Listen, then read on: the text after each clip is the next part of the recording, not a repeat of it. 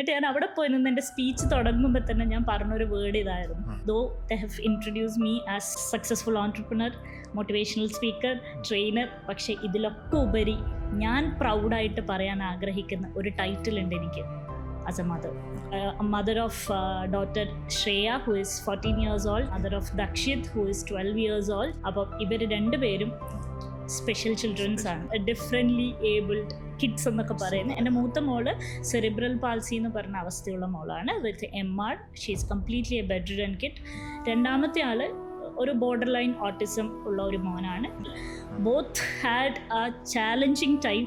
കുറച്ച് സമയത്തിനൊന്നും പറഞ്ഞ് തീർക്കാൻ പറ്റാത്ത അത്രയും ചാലഞ്ചിലൂടെ പോയിട്ടുണ്ട്. ഇങ്ങനെ 2 കുട്ടികൾ ഉണ്ടാകുമ്പോൾ നോർമലി പാരൻസും സൊസൈറ്റിയും ഒക്കെ അയ്യോ പാവം പറയെങ്കിലും definitely even I had a tragic time. പക്ഷേ ഇന്ന് ഞാനിവിടെ ഇരിക്കുമ്പോൾ ഏറ്റവും പ്രൗഡായിട്ടിരിക്കുന്നതിൻ്റെ റീസൺ ഇസ് മൈ കിഡ്സ്.